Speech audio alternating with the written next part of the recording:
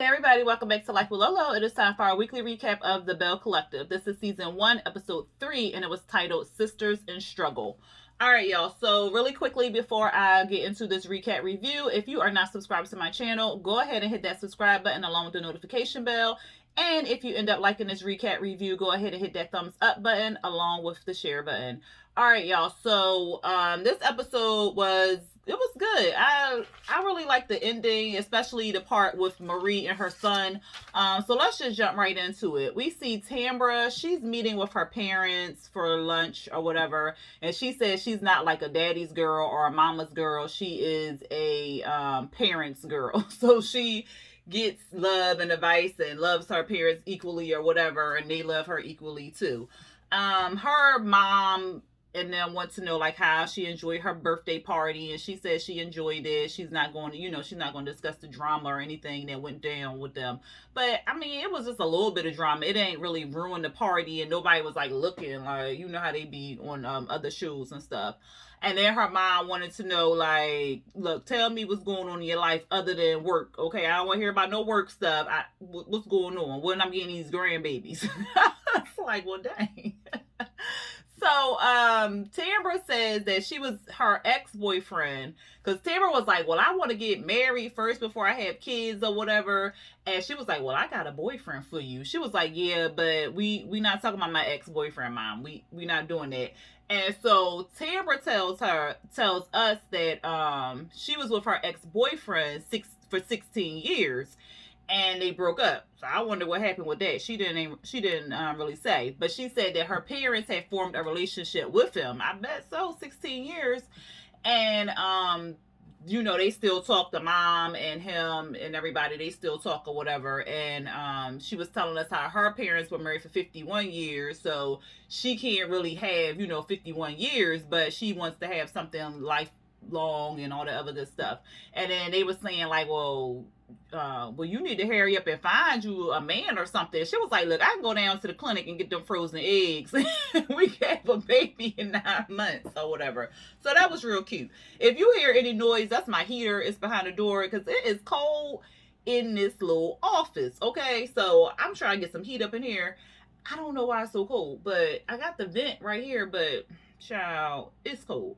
But I'm just letting y'all know if y'all hear some noise. But at any rate, we see Antoinette. She at her practice, and she got this huge building, which we saw the first episode where she's building her dental practice and stuff like that. And she's saying like she's stressed out. It's a lot. We said her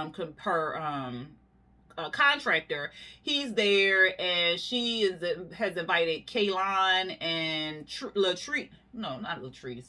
Is it just Trees? Yeah, Trees. Yeah, Latrice. Wow, blanked out with that. Latrice to see the building and stuff like that. And so Latrice is like, it's hot in here, girl. Ain't no floor, but I can see your vision. I can see your vision. So she just kind of walking them through it and saying, this is the lobby. This is where the bathroom gonna be. This gonna be my glass office or whatever.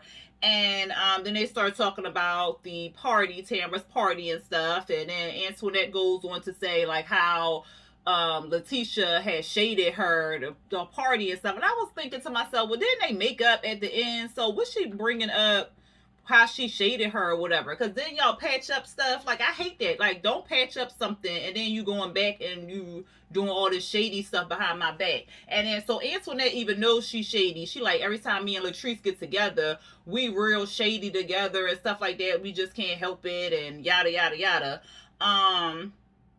What else? And so I think they started talking about, somebody said keeping it real. So Kayline was like, well, what does that mean, keeping it real? And so Antoinette got to tell us we got to teach our white friends because America.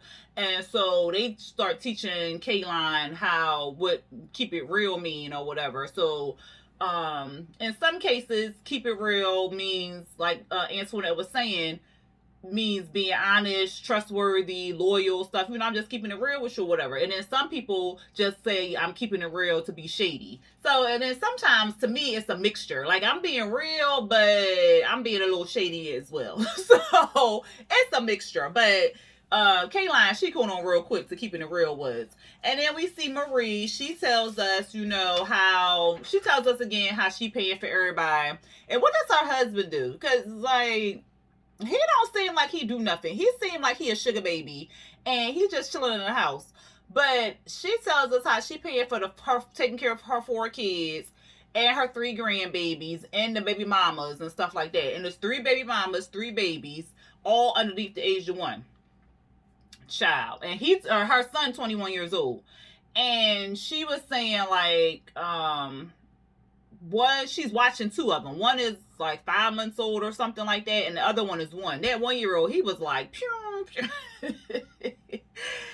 Oh, he was trying to climb up them steps. I said she knows she need a baby gate, because that baby was like, I'm going upstairs. I don't know what y'all talk about. So she was also telling us how she got remarried to her husband. She said they had like an up and down relationship. They got married, got divorced, and got remarried again. I said, Lord have mercy. She didn't say, did she say how long they've been together? I don't think she said that. But while the baby running around, Cedric, the husband, he holding the little baby, but he ain't even saying that the other baby walking up the steps. I said he ain't gonna tell her the baby going up the steps, child. But anyway, she was telling us, because KK came, one of the number 3, was that number 3 baby mama? Yeah, that was the 3rd baby mama with the 5-month-old. And she came to pick up the baby. And then baby mama number 1 came, and she was telling us that the son Jay, he's staying with her, and she was like, well, I'm not taking care of him. Just know I'm taking care of my grandkid, because I love my grandchildren or whatever. So she says like her son is supposed to be going to college, so she signed up to help him take care of his kids while he goes to college or whatever, but she not signing up to take care of him too or whatever. I was just like, what? So that was pretty much it for right there. Then we saw Melanie, and Latrice. So they having lunch, dinner, something, child, dinner, brunch, something. And they talking about their business, because Melanie is Latrice's publicist. So they just talking about her starting this new line and all this other stuff. Why her husband, Latrice's husband, calls or whatever. He like, well, where you at? I came down to the shop. You wasn't there. She was like, yeah, me and Melanie, we having dinner or whatever. We going over some business stuff. He like, business stuff? Like, what? She was like, well, we just over here at Barbie Lou's or somebody Lou, and we just having drinks and going over stuff. I mean, you are more than welcome to come down. Child, he must have hung up the phone and flew down there, because cause they talking and he pops up talking about something. He furious because they having a meeting without him and stuff. And I was just like, he gotta be everywhere. I thought he was a solid investor, but I guess not. He wanna be all up in it, child. He even submitted his logo, and Melanie is like, well, because she was like, well, I got a prototype right here for you. Check it out and stuff. And so he was like, well, you ain't use my logo. Why you use my logo? She like, look, because I know her.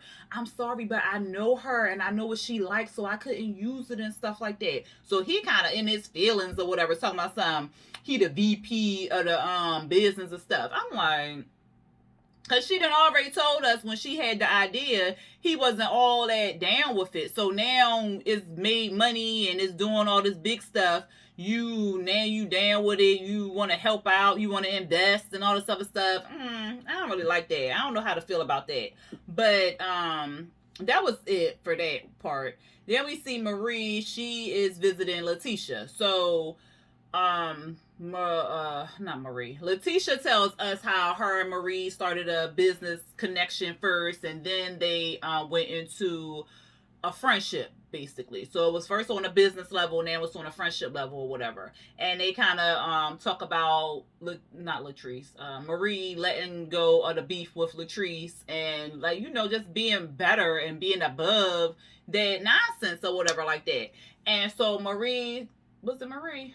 No, it was Letitia. She told us that Latrice can come off, not Latrice. Goodness, these names. That Marie can come off as a bully, but that's not who she is. She has like a good heart and everything like that. So she doesn't want the girls to think that she's a bully. So she really wants her to kind of go back, had a conversation with Latrice, and kind of squash the beef. Because at this point, it's like stupid beef. Like, just apologize for what you said about the girl hair. I mean, the weave or whatever. Like, girl. But anyway, so then Marie starts telling her how she got into it with her son. So she tells Letitia how her son was supposed to go to school in that area, somewhere close by, so he can still take care of his three children. Because you got three kids, okay? So that was the plan. But he decided he didn't want to do that, and he went behind her back and went to or enrolled in a school 3 hours from the house or whatever. And it was also in the plans for him to take a break from basketball or something, but he decided, he was going to, not do that. So he starts packing up his stuff, and she was like, "Well, where?" She was talking to the other child, and she was like, "Well, where are he going?" And the other child was saying like, "Oh, he going to school." She was like, "School? What? We had already discussed him not doing that." So she said she went upstairs, and before she went into his room, she hit record on her phone. And she said she does that because I guess the kids, when she wild out or whatever, they want to call her father on her, or I don't know if she said her father or their father, and be like, "Oh, mom tripping, she doing all this and extra, all this other stuff." So they that's why she be recording the conversations or whatever, so she could have proof to be like, "Nope, that ain't even how it went down." So she said she went to her son's room. He packing up stuff. He taking the TV that she didn't pay for and all this other stuff. And she told him like, "Yo, when you finish packing, or make sure you take all your belongings, because you will not be allowed back up in this house." So he snapped off, got all mad and stuff, and was like bucking up to her, she said. And she said like the youngest son got in between her and him, and the son like punched a hole in the wall like right above her head. And then she started playing a recording for Letitia, and child, he was snapping out. "You better go on with that bullshit. You better go on with that shit. You better stop all that." Like he was like snapping out or whatever. And then she said he went down the hallway and punched two more holes in the hallway. And apparently he said like he hated her and stuff. So then she got all emotional, of course, because she said she never had went through that with her son. Like she went through like regular, like teenage stuff, but nothing like on that level. So she doesn't even know how to compute that in her head. Like what the is going on with my child and stuff.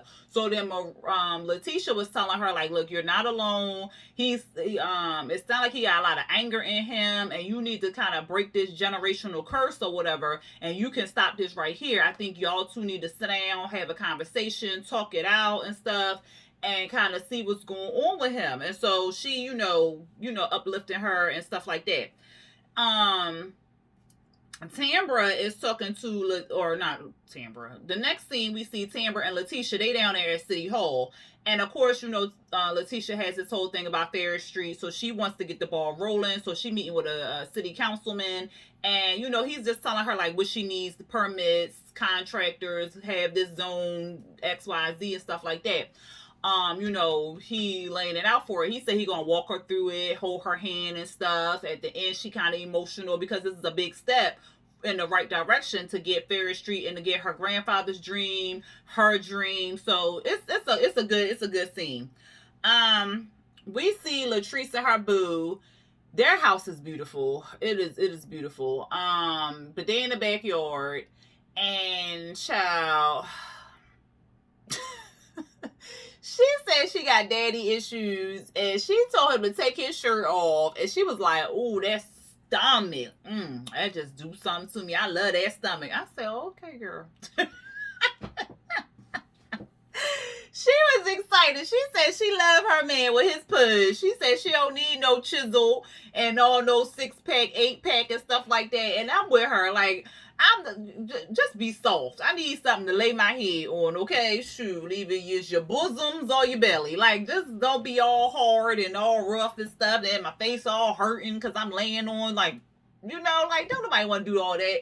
So I felt her. But the way she was going on about that man's stomach, I was like, "Okay, girl, calm down." But he tried to teach her how to swim. Why she went in that house and got that Walmart grocery bag and put it on her head? I said, "Girl, no.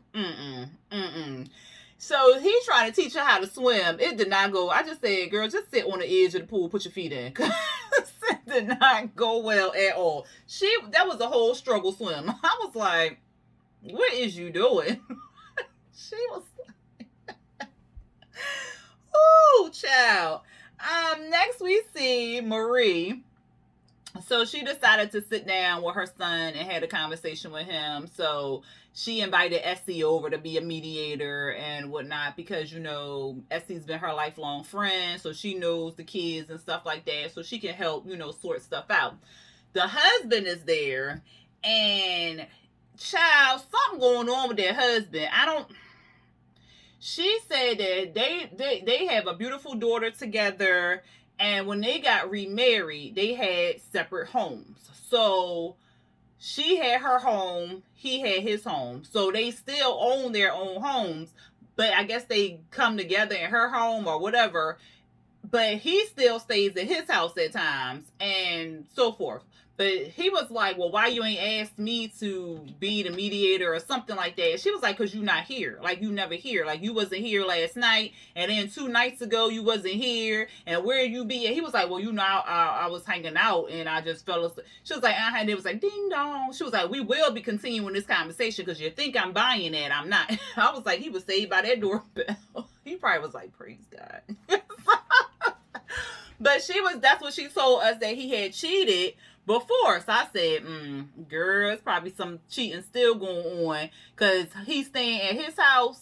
That don't sound right. But Essie come over and they start talking about how the son need a male figure in the household, that Cedric need to set the example and he not setting the example. Then Essie started going in on him. I said, well, that's inappropriate, but he allowed it, so wouldn't be me. But he was just like, well, this sound like because Essie said something about 50% of Marie is her or something like that. And he was like, see, that's the problem. I feel like it's y'all two marriage and I'm just the side husband and I'm just here because I look good in the suit. I said, oh, okay. Okay. So then Essie was saying like he jealous of their relationship, and Marie agreed because she said that he was supposed to go into business with her, but I guess something happened and he didn't go into, well, he cheated, and then it might have been when they divorced or whatever. So he didn't end up going into business with her. So he harbored some feelings about that. So I was just like, that's messy. And yeah, Ashley was just like, because you always gone or whatever. She was like really stepping in, like she was part of the throuple or something. I was just like, oh, okay, this is weird, but whatever. That's y'all household, not mine. Then the son came. So Marie was saying like, she worked hard to provide everything for her children, and she gave her children everything and stuff like that. And she was telling us like, if y'all doing that, don't do it because they you setting them up for failure and you making a monster out of them. So basically she's saying her son's spoiled and he just think he's supposed to get everything because that's what she always gave him or whatever.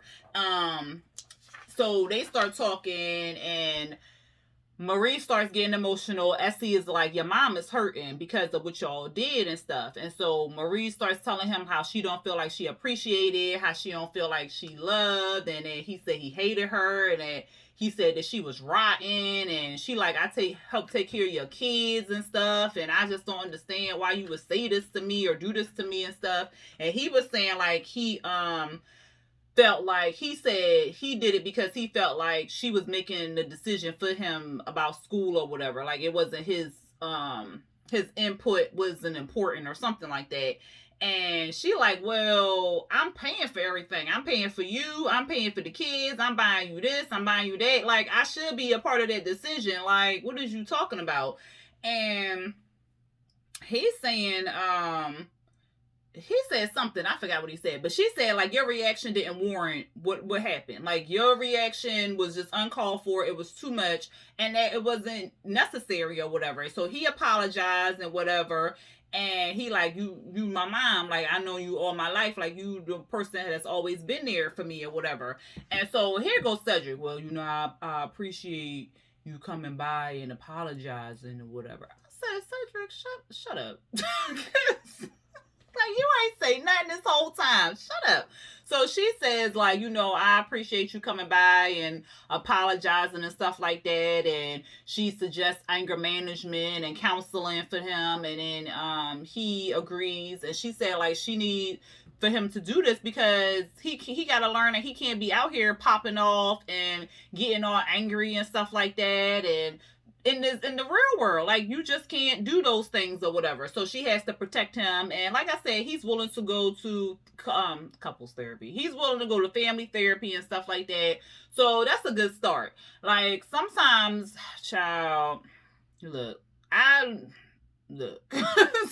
sometimes you gotta get these kids together because it's hard raising kids, especially when you have a lot of them and you don't have no manual or anything like that, and you're gonna make mistakes, but you gotta try to round them up, group them up, and show them, like, this is what you shouldn't do. And you have to be the positive example. And I'm learning that because sometimes, or back in the day, I would just like pop off like that. And it's like, you know what? Them kids is watching you. So now they seeing you pop off. So now they think it's okay and stuff. And that's what she was telling Cedric too. Like, you out here cheating. You out here not being home. You doing all this stuff. So you setting the example for him. Like, you showing him and this is what is right or whatever. So you got to clean up your act or whatever like that. And like I said, that's very true.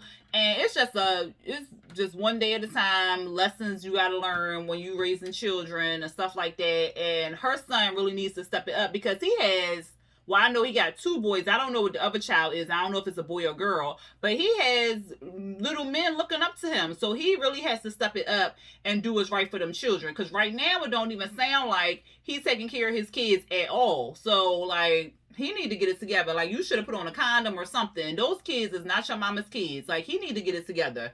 But anyway, y'all, that was the episode. At the end, they hugged it out, and he said he loved her and stuff like that. So, like I said, it's a good step in the right direction. I just hope he pulls through and gets his act right, because it seemed like Marie doing a lot for him, and he just needs to stop and, like, really be like, you know what, my mom is doing some stuff. And the kids will learn. Like, trust me, they know and they learn. Because, child, when I be going through stuff and them kids be saying stuff, I'm like, oh, so they was paying attention. Oh, okay. So it's just something, yeah, they'll get it together. But they do be watching. So y'all ain't got no kids, or you got little kids or something like that, be a positive example. All right, y'all, that's it. That's all my preaching I got for y'all today. That was the episode. If you like this recap review, go ahead and like that thumbs up button. If you are not subscribed to my channel, go ahead and hit that subscribe button along with the notification bell. And I will see y'all in the next video. Peace.